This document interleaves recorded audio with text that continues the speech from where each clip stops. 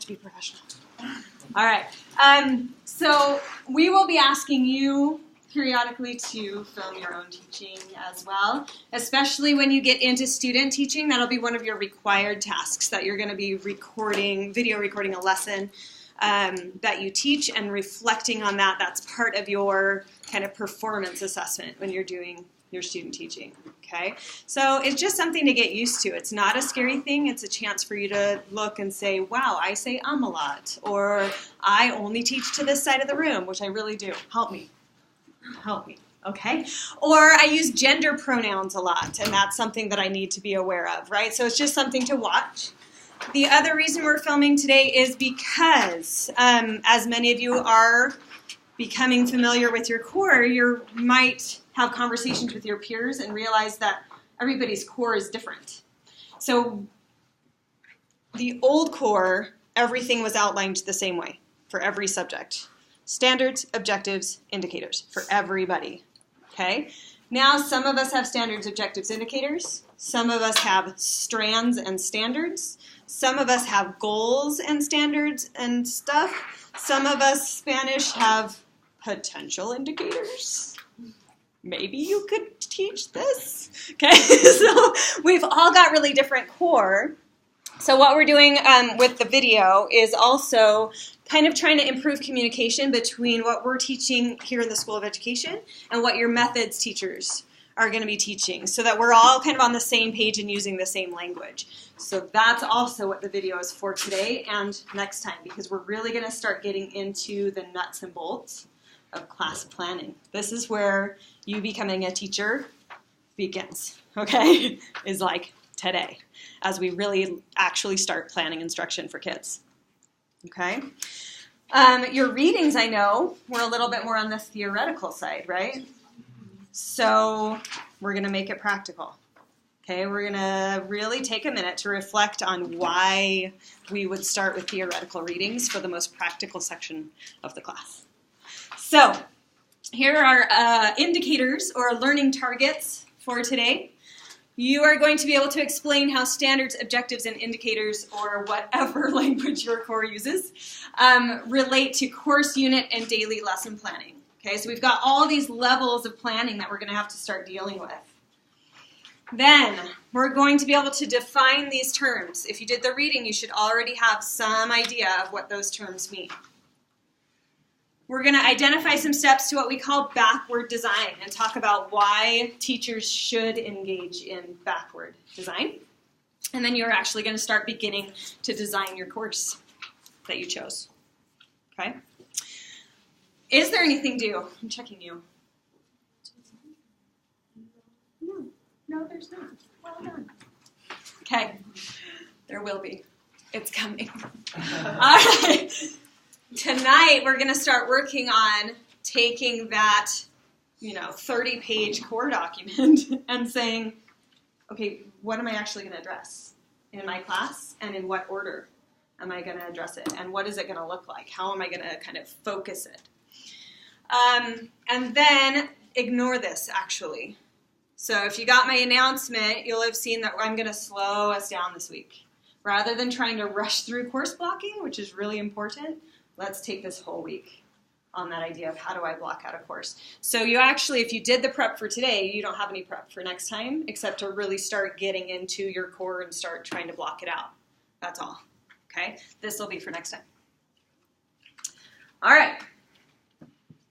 Get out a piece of paper.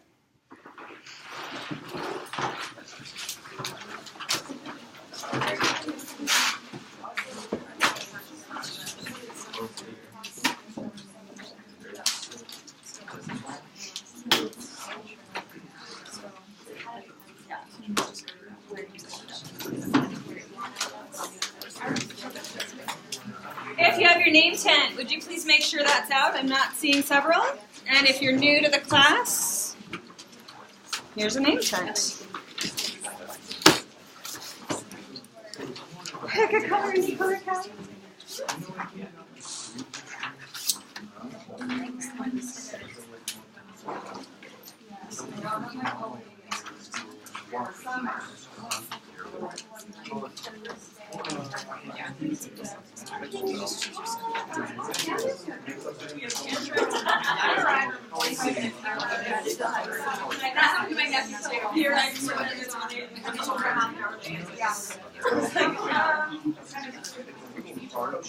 Okay, anybody else need a name tag?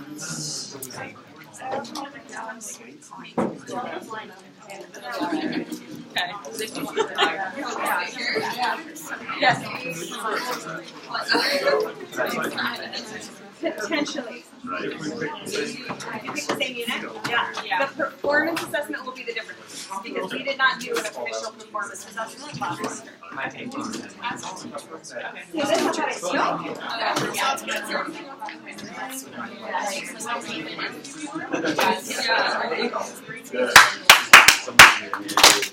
All right, let's focus so we can get stuff done today. We have to start here. So if you'll recognize these questions, these come from our essential questions for this unit. Okay? So you're going to take a moment to reflect individually for yourself. Why on earth are you here? Why have you chosen a poor-paying and under-respected profession? And why on earth would you choose your content to try and teach the children?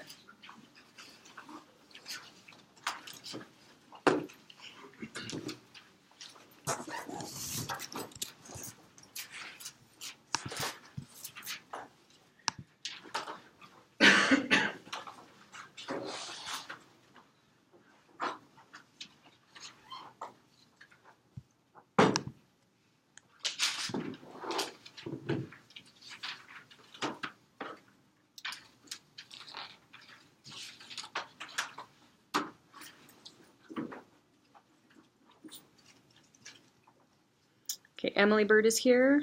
Yes. Allison is here. Kylie's here. Terrence, are you here? There you are. Paul's here. Kai's here. Kylie's here. Autumn's here. Melanie is here. There you are. There. Sheridan's here. Sheridan, good game the other night. Thanks. Emily Harlan, are you here? There you are. Thank you, hon. Derek's here. Tori. Danny's here. Emily Lamb. Do we seriously have 3 Emilys in this class? I'm just going to call you all Emily. All of you. Make it much easier. And demonstrate really good teaching practice. Alex Minson, where are you hiding? There you are. Melena's here. Maddie. Here. There you are. Michelle's here, Christy's here, Mitch I saw, Megan I saw at some point, there you are. Callie's here, Clark's here, Jeremy. I'm here. There. Jessica made it, yay. Mally, Jason, and Abby.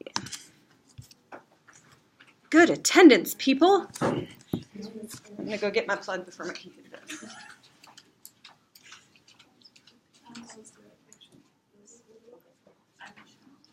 You are? Oh, yep. I just see you. Oh.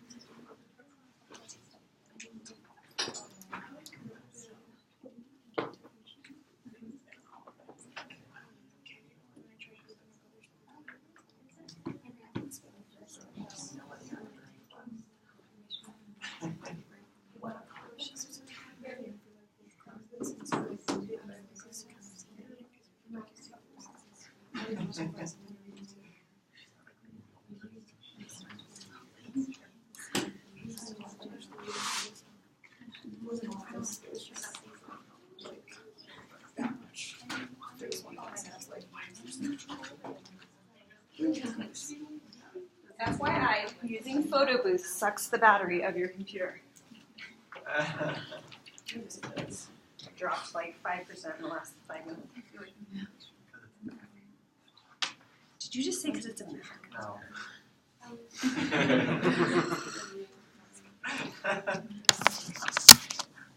Jeremy, I thought we were friends.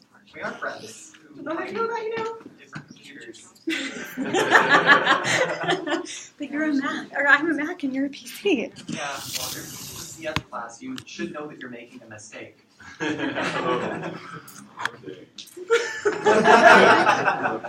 Are we talking coding or are we talking media production? Coding? Okay. Coding, I will agree with you. Media production, I'm a Mac. That's fair.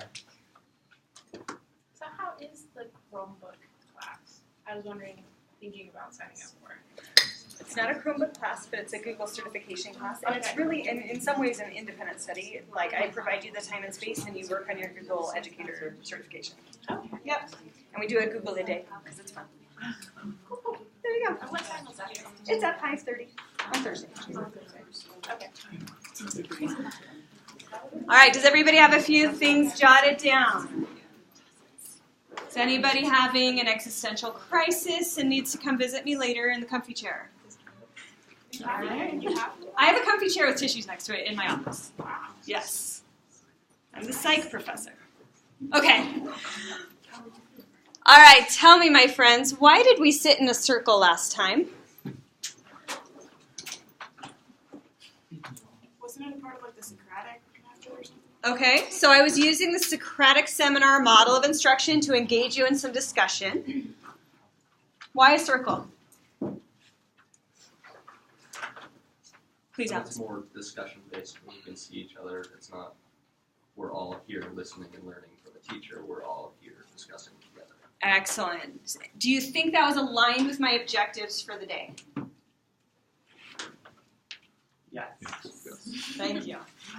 Okay, so if my objectives were, and they were, to be able to explain and discuss things, then I have to be engaged with you in explaining and discussing, be able to see you do that. And yeah, explaining and discussing is not listen attentively and record what the teacher says, right?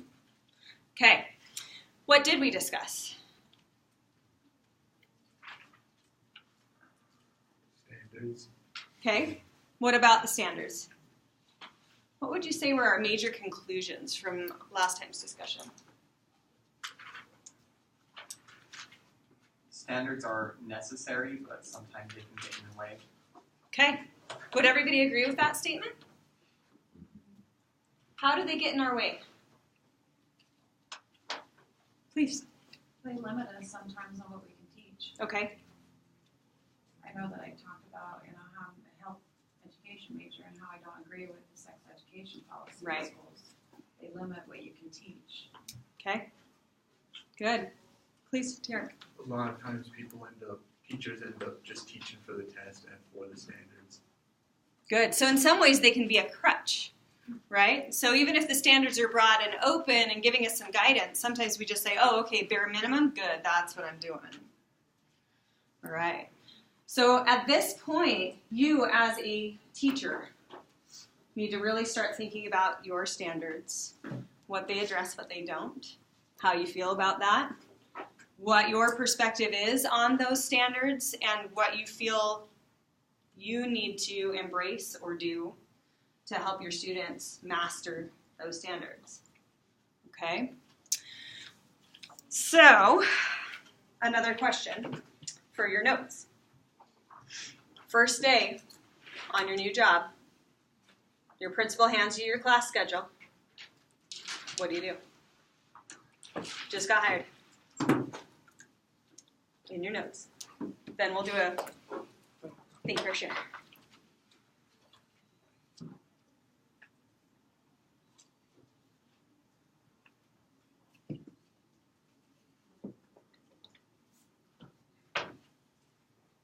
So by schedule, what exactly do you mean by that? So your principal just handed you the list of classes that you are going to be teaching.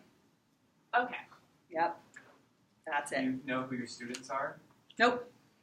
Did you attend to prep for all these classes prior to this? You've done nothing. You are a brand newbie, first year. Here are your 4 classes you're going to be teaching. Really? You'll go sit in the comfy chair. As long as they don't have to teach classes that day.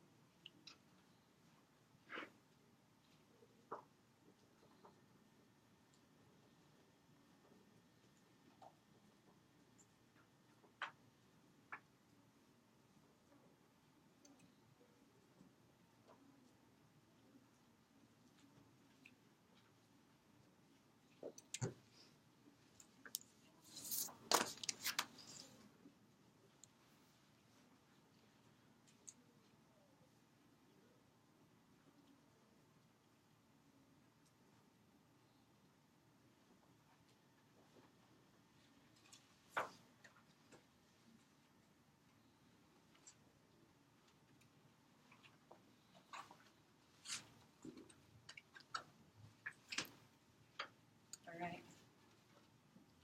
Turn to your neighbor. Have a 2-minute conversation. Are your ideas similar, different? Make sure you know each other's name.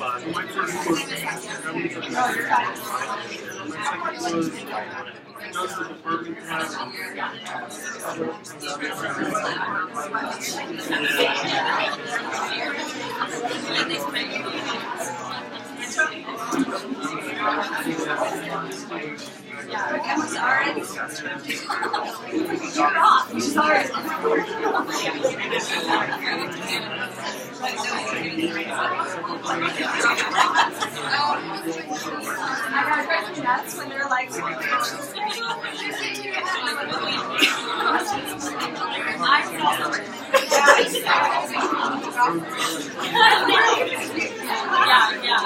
I know.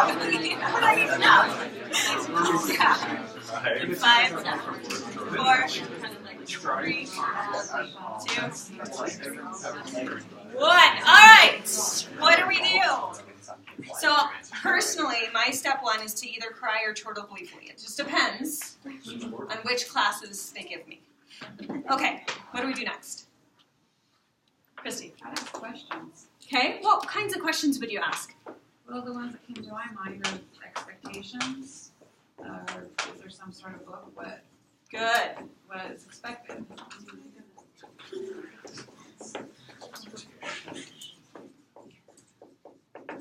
And I'm going to add one here.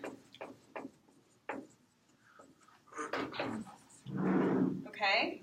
Because going in as a first-year teacher or a 30th year teacher doing a new prep, right? A new class. So when we say the word prep, we're talking about a class that you have to prepare uniquely for.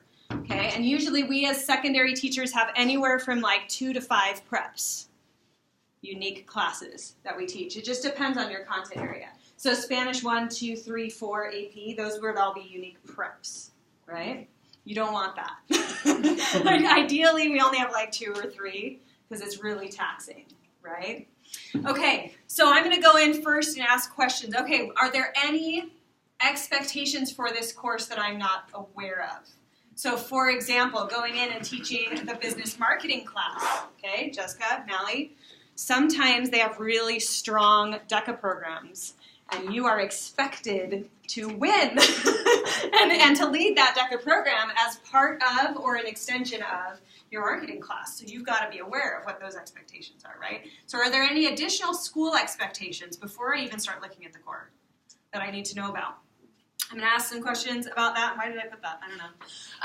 And then are there any assessments I should be aware of? So whether those be standardized tests, common assessments that they use across the district, that is really common right now, or common assessments they use across the school.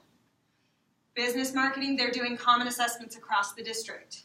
Health, it's typically across the school right now, but we're starting to extend across the district. So what they're saying is, if we're all teaching the same standards, and we're all supposed to, kind of meet those standards, then our students should be able to all be successful on common assessments, whether those are made at the national level, not by the federal government, right? The standardized tests are made by companies, not by government entities, typically. But whether they're at the national level, the state level, the district level, or the school level, we almost always have these assessments that we're held to, right? You guys have FitnessGram, which I know is a little bit different, but there's still that standard assessment that we're supposed to work toward. So I got to know that before I get started. Good. What's next? Melanie. Well, I have to look up the curriculum and know that, but also to know who you'll be working with, like your, what's that called? Your PLC? Yes. Your content area team? Whatever you'd like to call it? Okay. So we'll just say colleagues for right now. Good. So who will I be working with? Who has taught this class in the past or is also teaching with that I could collaborate with? Sometimes those people are inside your school building, which is nice, right? If you're teaching English, for example, there are other English teachers in your building. Okay, but if I'm teaching dance, I'm typically what we call a singleton, right? There's only one of me.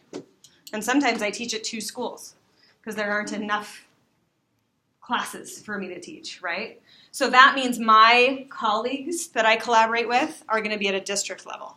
Okay. Or they're on Twitter. You know. Okay. All the teachers are on the Twitter. Okay. It is actually right now probably the best source of professional development for teachers. Okay? Twitter and Pinterest. They've got it going on, my friends. Okay? All right. So I'm going to find that out, and I'm going to really take some time to get intimate with my core. I like using words like that, just make you uncomfortable. Okay. All right, so I look at my core. Now what? Right now, start making lesson plans, right? That's what we want to do as teachers. Like, that's the fun part, is making lesson plans, right? Maddie. Well, so Jesse brought up, and then I was kind of thinking the same thing, back to like your roots, like what do you want to do as a teacher and how you want to teach. So, and she said that very backwards design, and I thought that was great. So you still want to think about your objectives as a teacher and kind of keep true to you, I think, before you start writing your lesson plans. Great. Does everybody agree with that? You'd better. All right. That is an excellent list. Okay, I'm going to ask questions to figure out the context of my teaching. I'm going to really look at my core. Then I'm going to go in and start thinking about, wow, how do I structure this class then? From the top to the bottom, right? At the course level down to the lesson level. How am I going to do that? Why aren't our kids on here? It's kind of important. They're not in school yet. Right, we don't know them yet. Okay? So we're going to have to be flexible with whatever we come up with through this process as we get to know our kids. Good. All right, so let's get into the meat of this then. Has this ever happened in a class that you're in?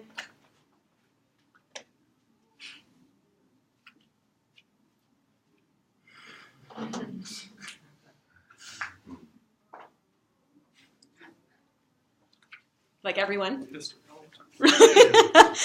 Okay, why does stuff like this happen? Paul? I think it's because teachers oftentimes spend the most time on what they want to talk about, and then they're like, oh crap, we got to get through a bunch of stuff. Let's start just going wild through everything. Good. So we have our passionate topics, and we spend lots of time on those. Why else might this happen? It's the end of the year. Yeah, and all of a sudden we realize, yeah, oh crap, there's a test. I got to get kids ready for it. I haven't covered half the content yet. Okay, what else, Jeremy? I was just going to say, it's just the beginning of the year, we end up spending a lot of time on the stuff to start to make sure kids understand it, and then by the end of the year, we realize that we spent too much time making sure kids understood the stuff at the beginning. Good. So it really comes down to sequencing and pacing of our instruction, right? And this is, it's a tough thing to master. I'm not going to say we're going to go the first year of teaching and be perfect at pacing and sequencing. But we have to have the big picture in mind as we start planning our courses. Because you love the comics so much, it's on the back. All right. So we're going to start today with a little mini jigsaw activity just to make sure that we all are on the same page with our terms that you're supposed to read about. Okay? So I'm going to have this first two tables. You're going to become the experts on scope, what that term means. Okay? These These two tables, you're going to master focus. What does that term mean in relation to curriculum planning? Okay? Y'all and y'all, you're in charge of sequence. Y'all are in charge of alignment. So I'm going to give you a few minutes to look through the readings, to look online. When we're talking about curriculum decision making and planning, what do these terms mean? Notice you're going to be explaining that term to everybody else, and you may do so using whatever media you like. Okay, get to it. Interpretive dance is my favorite. Just saying. You could do some nice wasn't it? I was always really good at that. Okay. I know you are. That's right. Every time.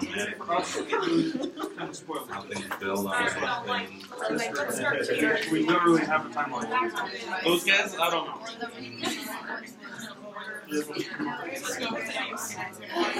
Yes. Yeah, be careful with the camera if you don't mind. Watch that camera cord.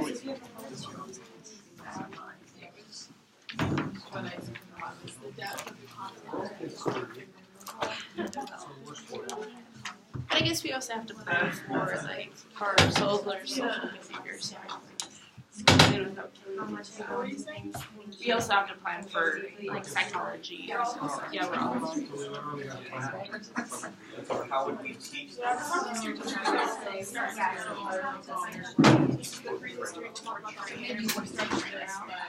I've had teachers write notes and they go, I want to talk about the world right now and then we'll go backwards. Maybe when I get past there,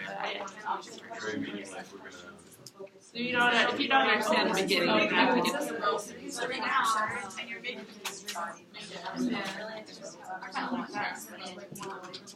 I'll keep you in. I really like history.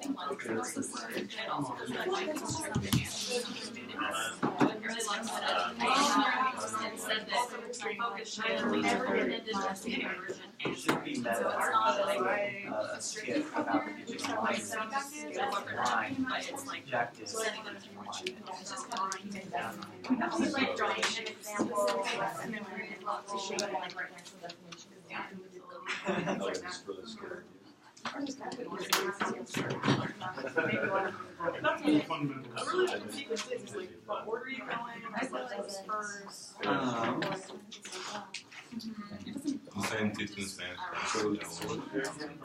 Okay, so assume that our course objective is to start alignment, which it is.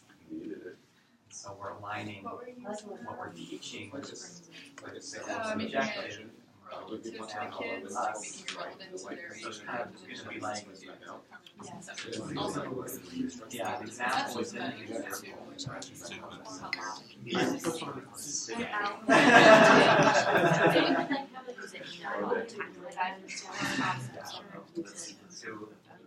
Or that'd be cool to see like art, just like where it like So alignment, so it's like a timeline of so would this be like from point A to point B? I just had definite confidence. Maybe we should find a standard to use. Yeah, we could relate the literal definition of alignment using our cars are aligned or something like that. The definition that we're using the information.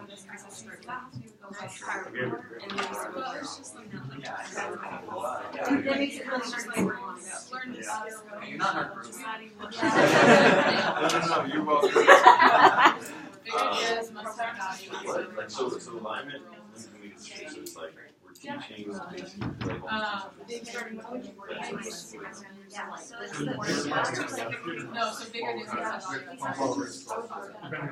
relevant to Probably with real world situations have value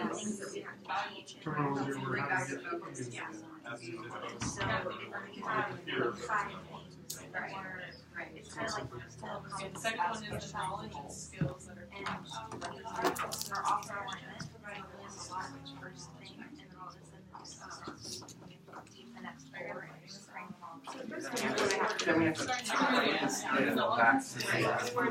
If you haven't noticed, there is a space on the form I gave you a few minutes ago for your topic. If you want to take some notes there. Each of you will be teaching other people, not just one spokesperson. So I just and then we're going to each one of us will be teaching. So each of you will be teaching just okay. Yeah, I just noticed.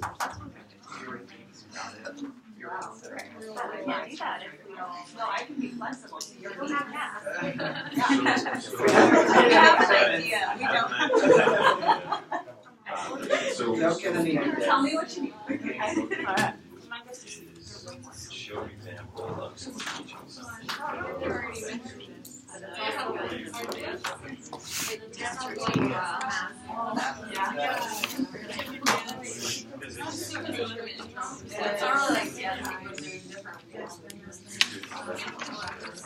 So something Basically just like being able to teach like so teach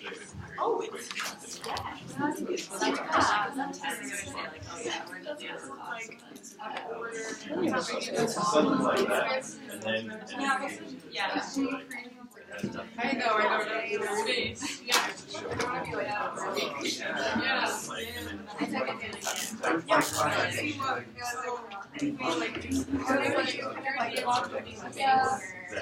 and then we'll do more Make sure they know they understand what history is, tells a story. They understand draw.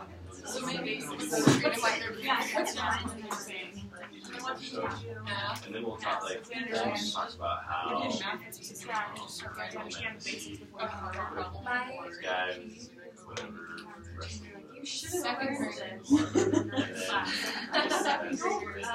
Yeah, and they don't go over it.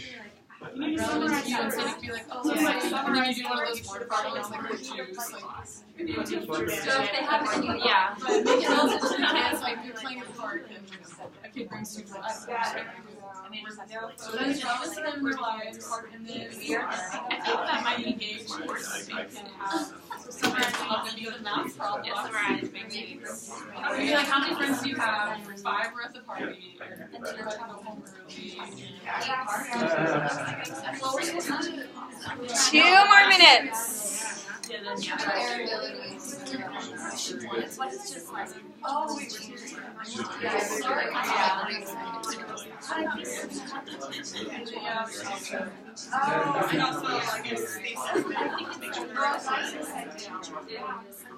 Like mastery, but also like proficient.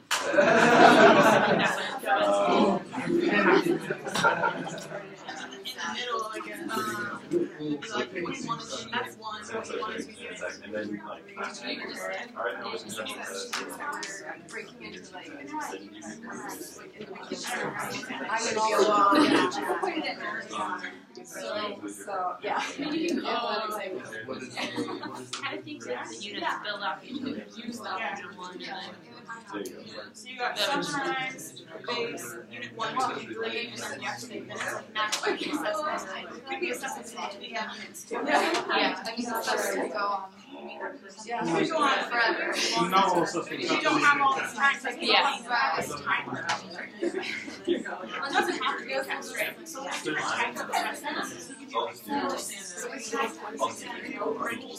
do you understand this? We're gonna do an essay on this, something like that, just showing like. One thing I like about right now too is like using concepts in real life. So Oh, yeah, you can do that. and just for example,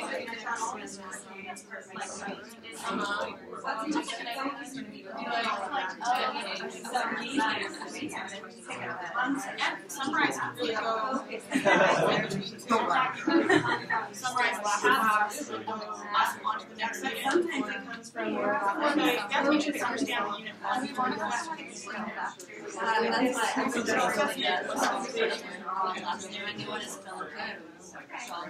20 seconds. For most areas, that's all we do. So you're asking me Just depends on what it says. Oh, really? Just kind of like the curriculum on what you want to do. Really? Oh, that's so funny. I'm jealous. I was and then I'll do a little In 5. You ready, alignment? 4, 3, 2, 1. What did you decide? Skit? Okay. So here's how this is going to work. Is anybody else doing a skit?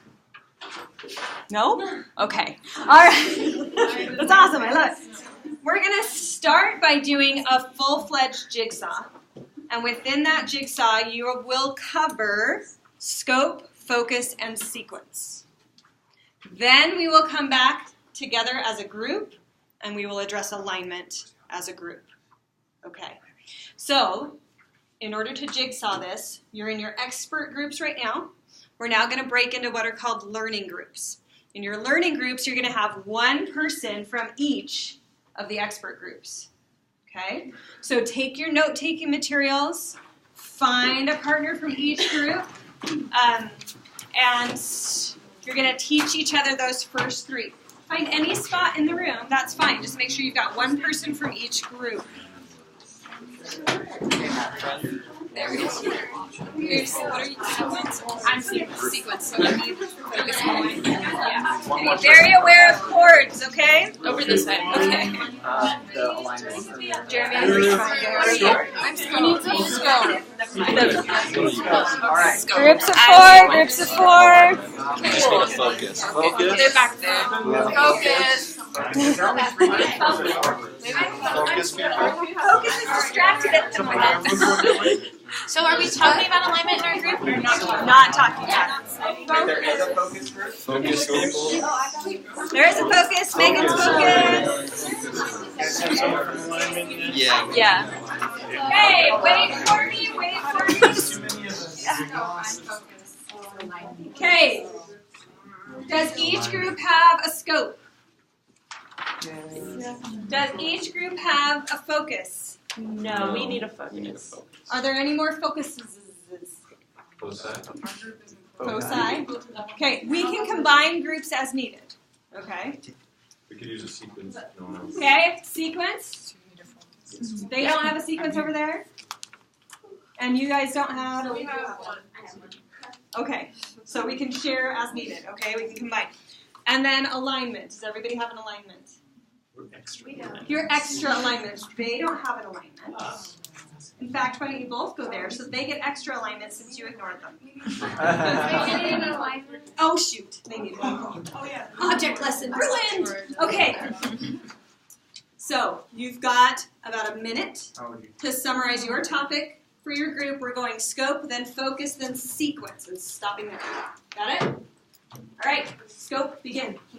Okay, so scope is basically like taking your I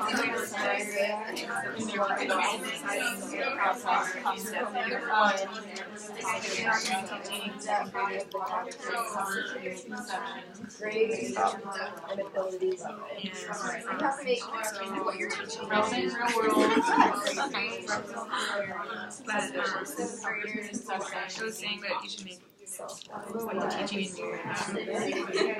lessons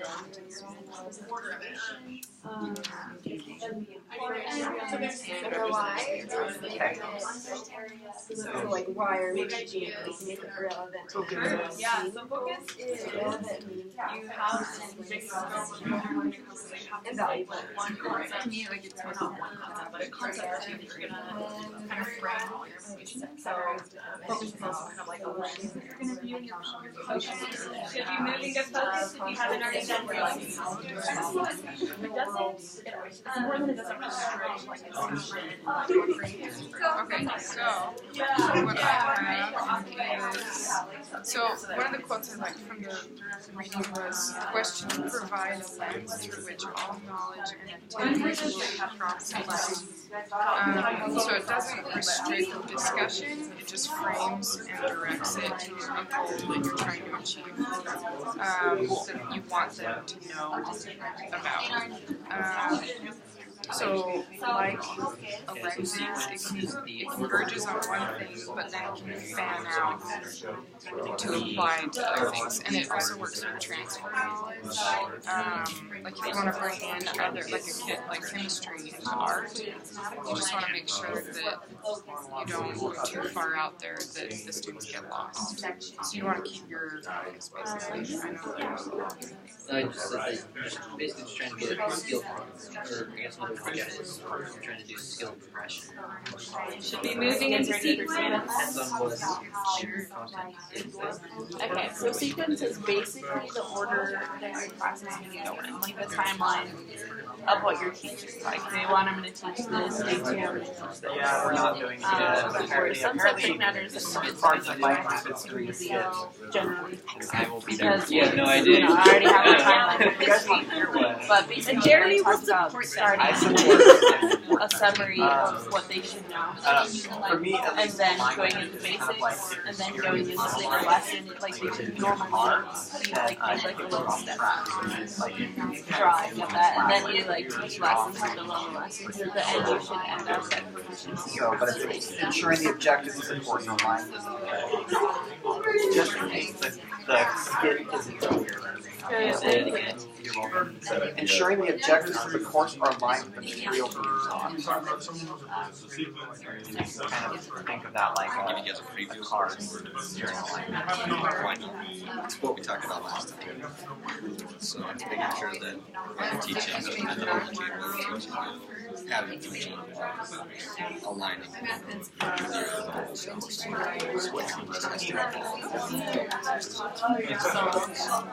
making sure that it's like in your car. So I know Daniel's Wrapping it up. Hey, you're skipping it. He's got some really great. It's important that you remember your name, but I don't think you need to. Remind myself. In front of me. Get home and act like, okay, made it to a day. No one heard me say it. 6, 5, 4. You can sit down whenever you want to now. 3, Just 2,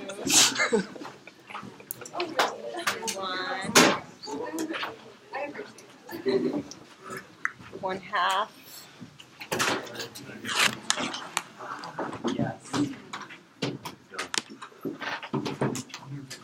All right, alignment. Would you come and enlighten us, please?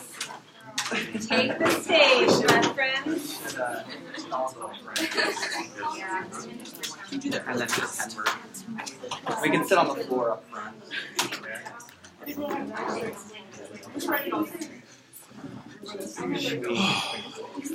Just accumulate. Yes.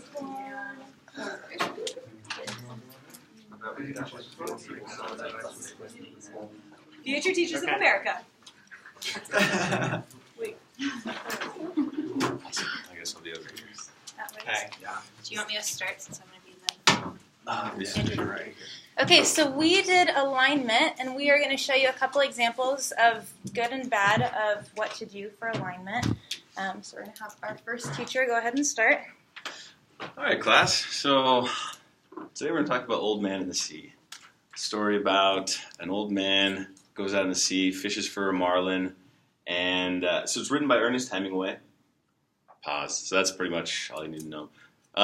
Fast forward to the day of the test. So, all right, guys. So today, basically, what we're going to be talking about is, or like, the test will be on East of Eden. Done. That's not fair. Why would you do that? Your course isn't aligned with the materials I'm teaching. So here we have a bad example. We're having the teacher teach stuff that doesn't have to do anything with the test, doesn't have anything to do with it, and in this case it refers a lot back to our comic. So if we are really rushed or if we feel like we don't have time for the material, then maybe we'll review something but not be able to go through everything. And here is example 2. All right. What's up, class? We're doing Old Man in the Sea just like our former example. Only this time we're going to do it a little better. It's by Ernest Hemingway, written in the modernist period. You might know other works within this period, like Great Gatsby, East of Eden, as he was talking about. It's going to be a great book. Fast forward. All right, we're doing the test on Ernest Hemingway's Old Man in the Sea. Watch the questions on allegory.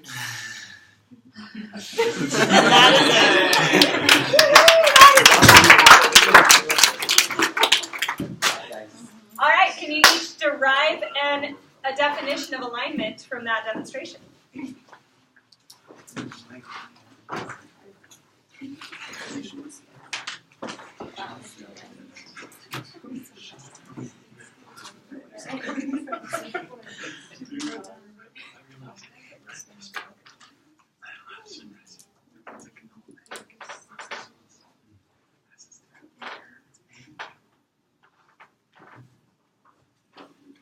Does anybody have questions about any of those 4 terms?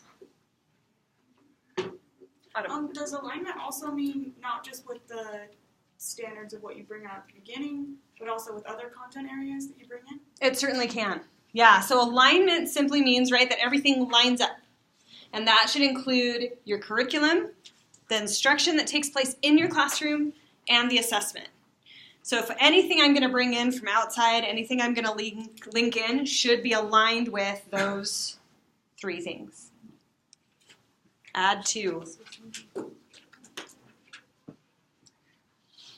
I have a question on sequence. Yeah. We didn't really get to talk about that for too long. Okay.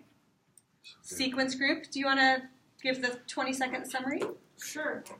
I actually have it written all right here. Excellent. So we decided that for summarizing, at the beginning of the class, a lot of times before you get to that class, they say, oh, you should have learned all this before you came to our class. And it's kind of confusing.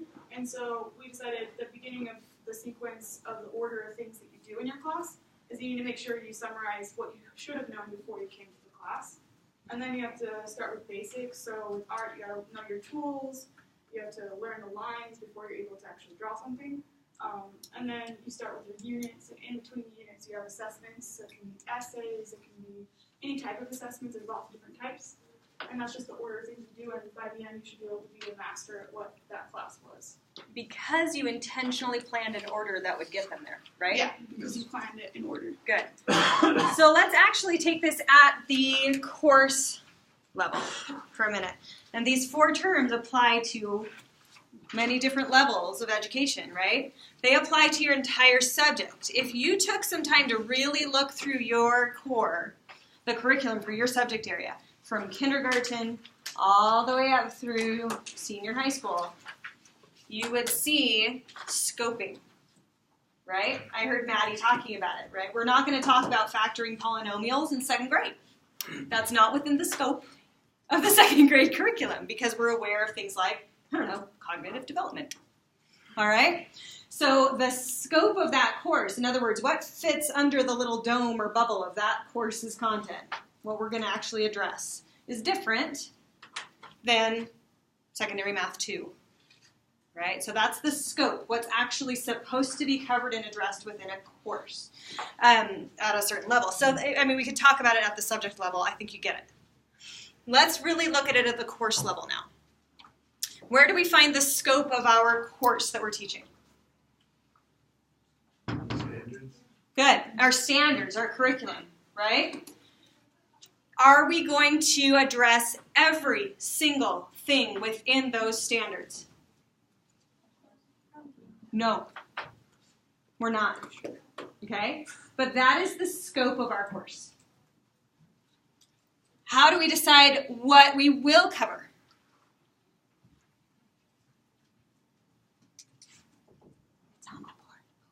Oh, what? Focus? Oh, the focus. Okay. So what is our focus within the course? All right? As we start analyzing that scope, and there were things we're looking at, right? Like the big ideas within the discipline, the things that are relevant to the real world, right? We can start to use those to hone our focus. So what are we really going to focus on within our course? Because we know we are not going to hit every single little checkbox in that curriculum. It's not going to happen. Okay? So we take that broad scope that's defined for our course, and we develop our focus for how we're going to start addressing it. That's still really big and nebulous, right? So that's when we take that and say, okay, if that's my focus within the scope, then how am I going to sequence the curriculum across the semester or the school year to get them there? To make sure that everything that I found essential within that scope will be addressed and will be addressed well. Okay? So that's how I take it to the sequence level. As I'm doing that, I'm going to really carefully make sure that every lesson I plan, every assessment I do, is taking us back there, is aligned there, so that I am both instructing them in that focus and scope, and also gathering evidence of their mastery within that focus and scope. And that's what assessment does for us, right? It shows us, are they actually mastering the curriculum? So alignment is going to be the name of the game in this class. You are going to get so sick of that term. Okay, I'm going to start asking questions in a few weeks, and you'll just go, alignment. You won't even know if it's the right answer, but it probably is. Okay? Because if your lesson isn't aligned to the curriculum, what are you doing? And if your assessment isn't aligned to the curriculum, what are you doing? Right? I have seen serious teacher malpractice, where they give an assessment that is so poorly written or so not aligned to the curriculum, and then give a child a grade telling them, you haven't mastered my subject. But your assessment was not aligned to what you taught, how you taught, or what you were supposed to teach. Okay? This is the crux of what we're doing here. Are you aligning your instruction and your assessment to your curriculum? Are you doing that within a focus that is valuable for your kids and about which you are passionate? Because that matters. Okay? All right. What does this look like at the unit level? So what is a unit? You read about that term.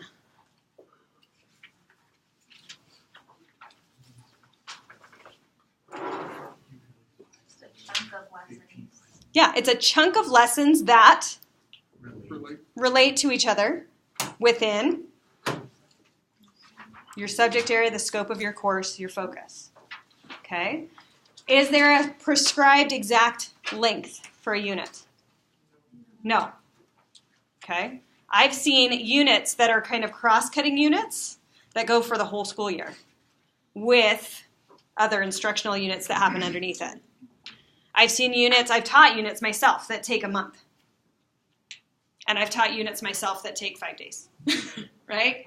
So they can be of various lengths. It's really just saying these lessons are inseparably fused together, right? Through a theme, through a common skill.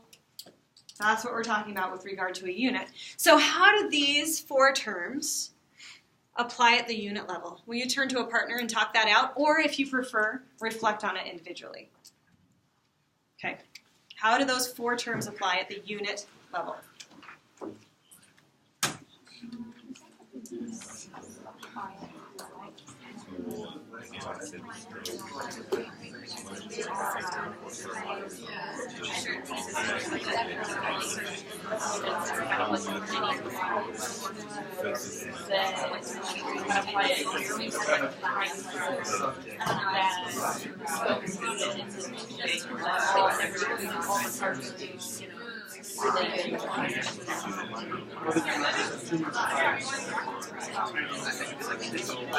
I just do myself 2 weeks. Yeah. But I don't have time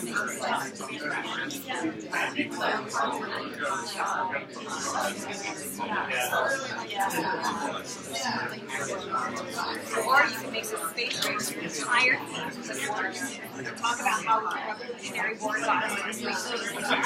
How? You could do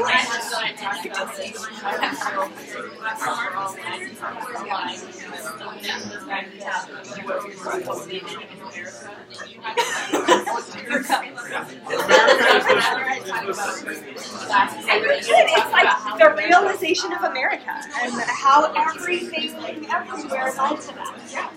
Sure. Wow, I'm having a hard time.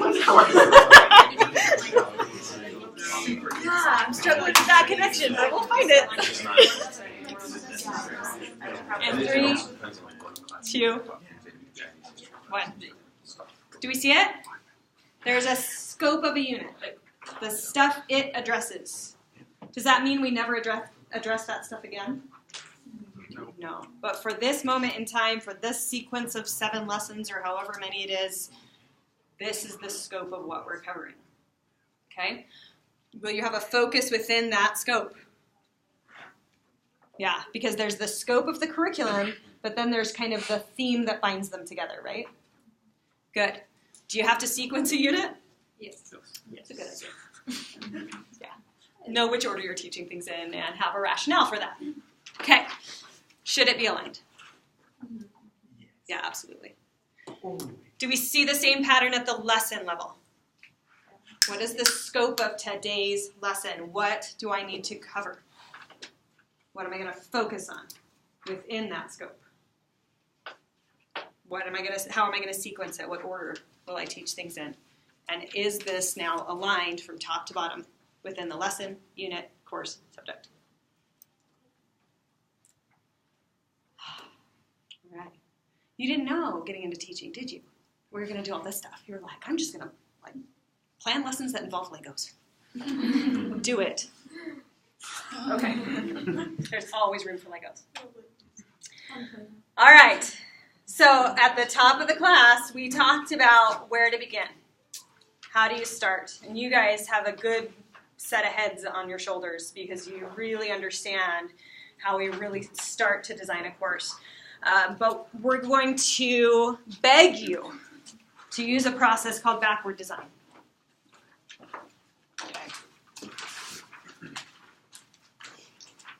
Can anyone tell me why I am using guided note-taking today? Which is the form that you're filling out as we go through the class period. Because it's good. I see teachers use it every class period. Is that good? No. No, it's really, really not. To use it every class period. So why am I using it today and not last time? Because you have really specific information you want us to learn. Good. I have definitions and descriptions that I need you to master today. And they have to be accurate because they're going to drive the rest of the class. That's why I'm using guided note-taking today. Okay? If your lesson objectives don't have things like define and describe within them, then we shouldn't be doing guided note-taking. Okay?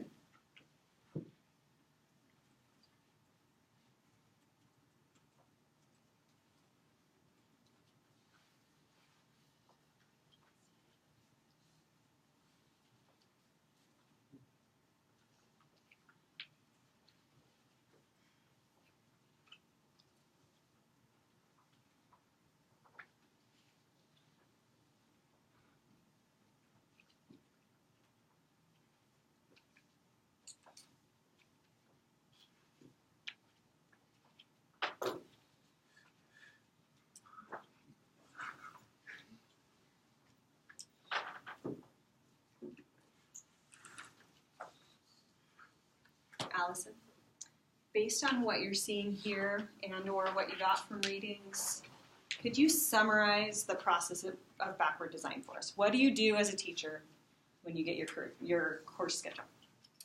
Well, I've gotten but it's helpful to just have an overall idea or picture of the end goal. Yes. And what you want to achieve. So that's kind of like, that's the last thing, obviously. So then you go backward from there and use the four, scope, focus, sequence and alignment to figure out, I guess, where you should go with it. And then you get down to the nitty-gritty, like lessons, individuals, down to the days. Excellent. Good. Why do we call this backward design? Start at the end. Good. We start with the end in mind, right? Okay. And we also call it backward design because to a lot of people, this is all kinds of backward, right?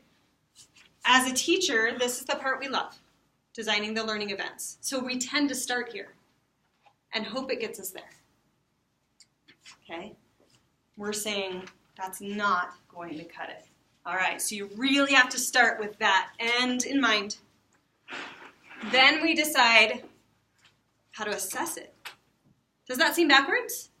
Aren't I supposed to design my lessons and thereby design my assessments? Christy. Not necessarily, because if you need to know how to get proper assessments, to get the information you need to analyze and know the Good. results. Yeah, I would say physical education has a leg up on the rest of us on this. I would. Because they're looking for very specific techniques and skills, right? You're either throwing that ball with proper technique or you are not. So I know that I am trying to get my students to develop proper technique for throwing a softball versus a football versus, right? And then what is acceptable evidence? An observation of them actually demonstrating that skill.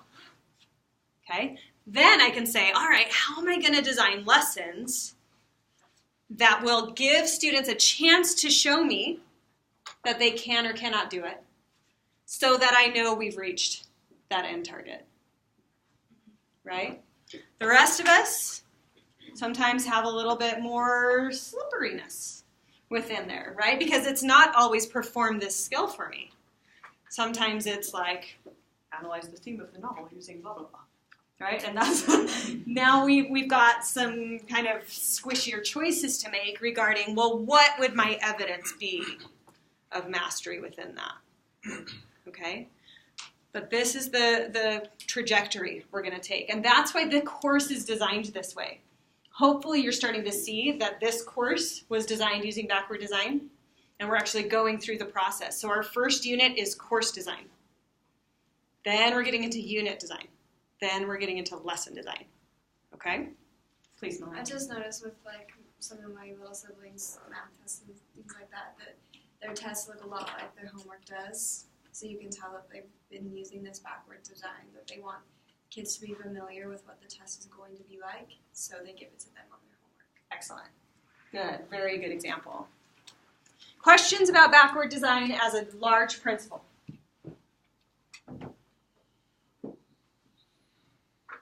Okay. So here we go. You ready to start designing courses? Oh, I just heard lots of groaning. That was fascinating. All right, so we are going to start by talking about global objectives. Let's switch over some tech here for a minute. This technology was invented before 1995, so I have trouble operating it. Anything new, I'm good. Okay? It's coming, and then we go over here. And we see what you're saying. Se puede. Yo creo en ti. Okay. That is small. I also have spatial reasoning issues, which is funny because, dance teacher.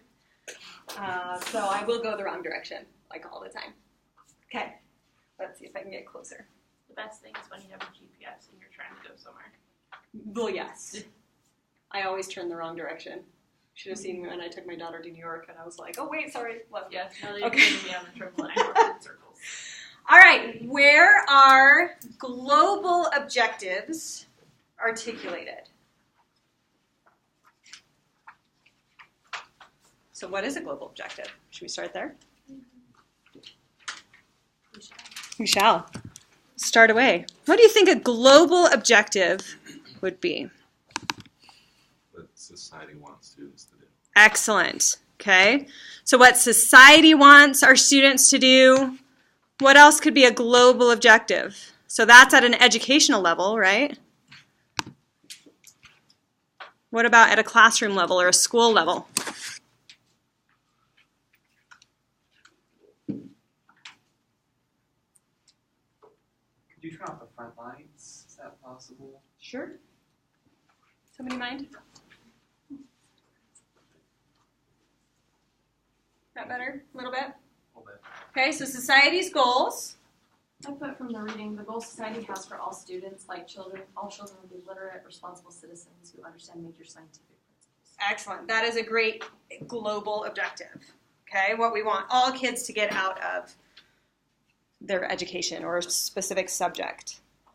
Okay, what about at the school level? Where would a school's global objective be articulated? Terrence. Maybe like a mission statement. Good.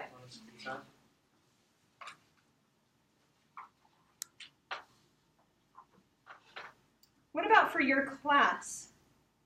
Where would that global objective come from for your class?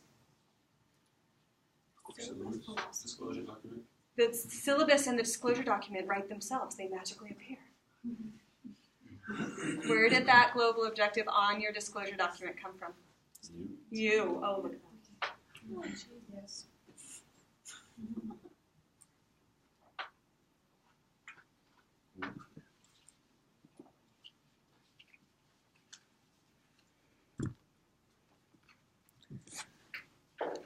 Okay, so global objectives being the big picture, what I want you to take away from this class. Okay, those of you who have me or had me for EdPsych know. My global objective for that class is that you walk away with compassion and empathy for the teenagers in your classroom. Okay, all the factual stuff that we teach you, that's going to support, right? Okay. What type of knowledge is targeted within a global objective? Is it factual knowledge, conceptual knowledge, metacognitive, transfer? Conceptual. It may be. Concepts, though, are things that we can name, right? So generally, my concept, a concept would be how cognitive development affects learning. That would be a concept. Okay, and I'm going higher than that with my global objective in the psych class. Seems like it would depend on the objective or so they could target all types of knowledge. Okay, they could. Would I generally find factual knowledge within it? No, okay. So we're going higher than that for sure. I'll give this one to you.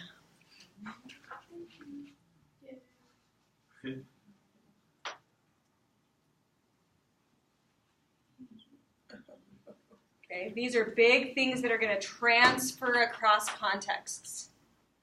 Here's another example of a global objective. To develop critical thinkers and problem solvers to contribute to society. Okay? So those are skills that are transferable across contexts, across disciplines, or even outside of school. So most global objectives are at that big, high level.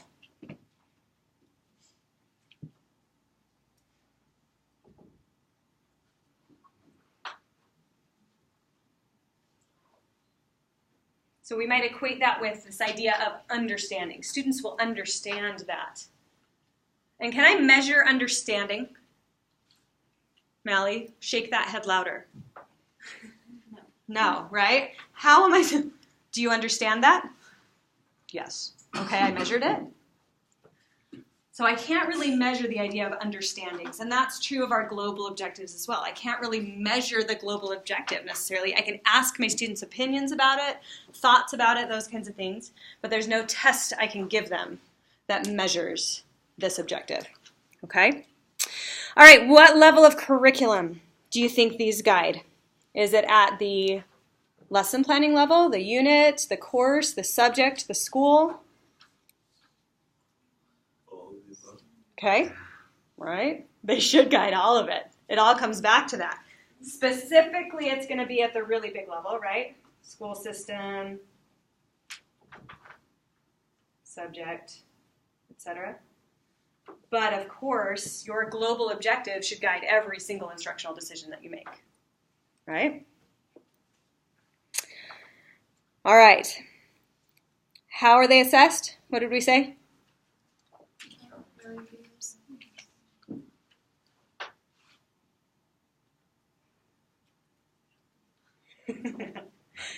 Again, you can ask students about them, you can do reflections, things like that.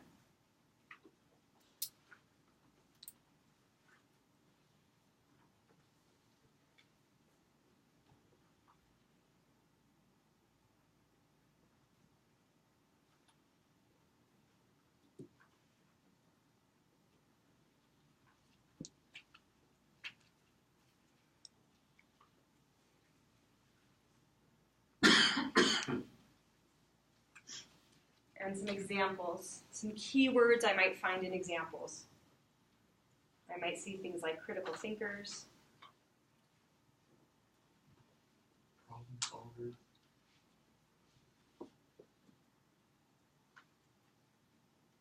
we'll throw in a history bone here, tours Overall literate. to democracy, yes. Literate citizens, etc., etc. Big dealers. Okay?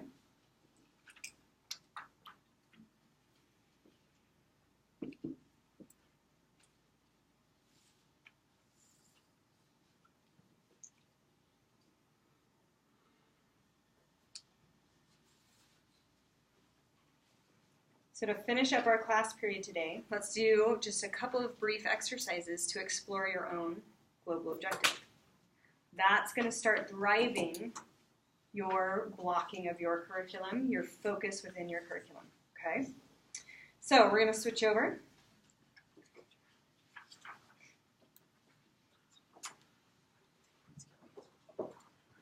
And first of all, let's look at some of these society's goals, right? We're going to go back to that awesome discussion that you really, really thoroughly enjoyed reading about the philosophies of education. Okay, so if you felt yourself in that reading to be a perennialist, meaning that the purpose of education is to educate the rational person and cultivate the intellect, they're supposed to master facts and timeless knowledge, I'm going to explicitly teach traditional values, I'm going to make sure every student studies classical subjects and great books, then I want you to vote with your feet and come over here. If you felt yourself to be a progressive, your purpose is to promote democratic and social living. You're going to use knowledge to develop students' individual interests and talents. You're going to present knowledge as a living learning process, and you're going to focus on active learning.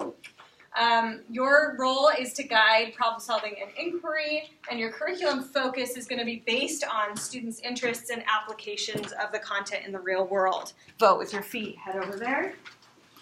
You find yourself to be a reconstructionist, meaning the purpose of your class is to bring awareness to social issues and teach kids to be social justice bringers, right? And to make social change. Vote with your feet and come over here.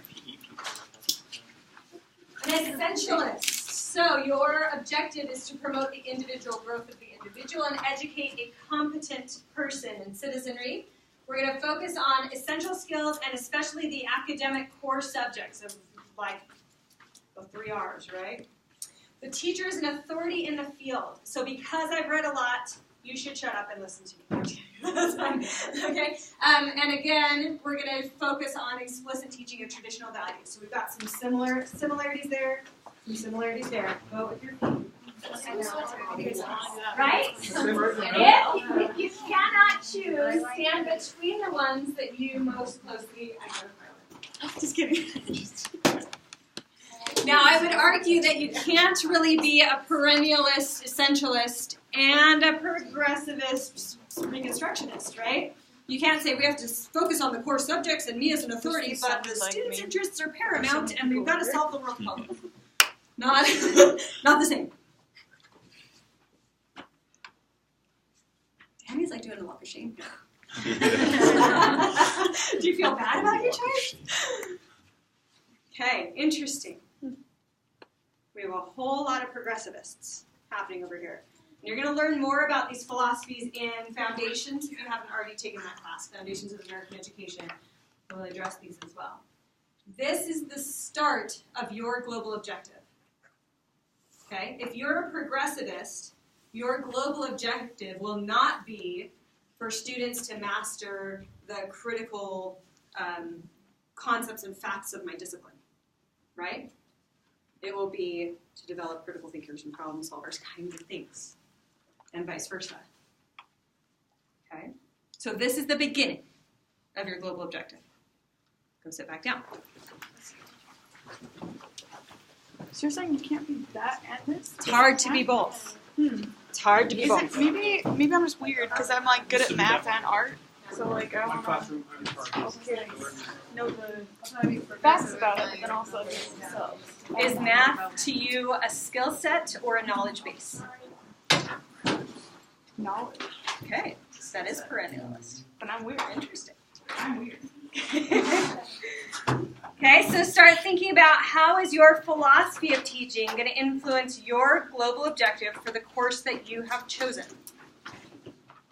Some other things that you might do to work on this. It's kind of fun. Google your high school mission statement. Okay, see where you came from as a tradition, right? This was my high school. The North Eugene community empowers students to be thoughtful and compassionate individuals who will live and work in a complex and diverse global society. Which philosophy does it represent? Progressivist, big time. Shocking. I'm from Eugene, Oregon, where there's like pot instead of smog. Okay? Has that influenced my thinking about my teaching? Oh, you betcha. Okay? And coming back to where we began today. Why are you here? Why did you choose to go into teaching? What was it that you wanted to do and accomplish? Did you come into teaching because you wanted to share your passion for the discipline?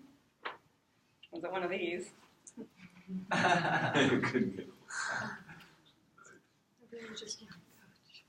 Or were you trying to shape students' abilities and skills and thinking?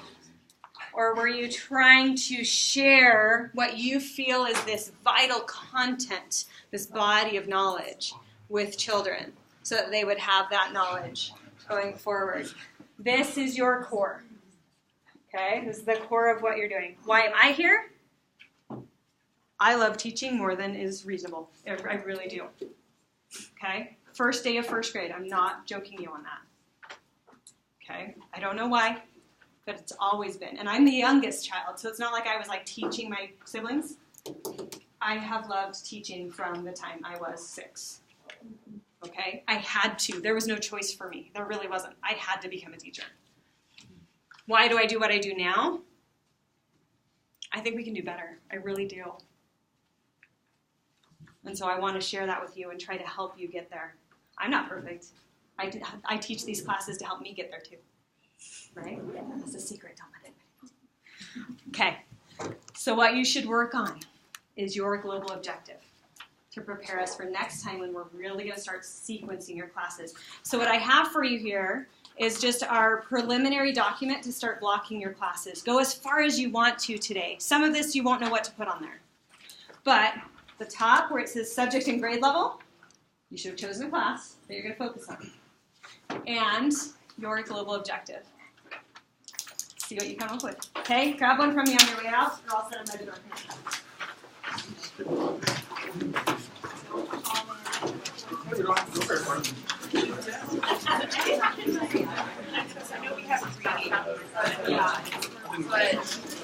I couldn't remember.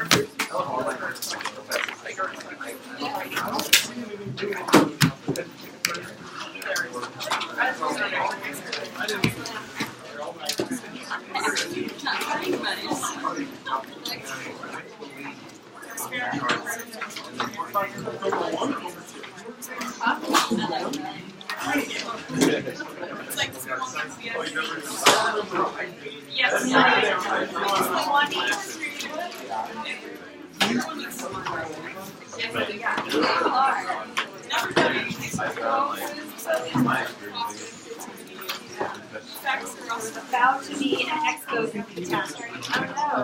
Sorry about getting up. You're absolutely fine.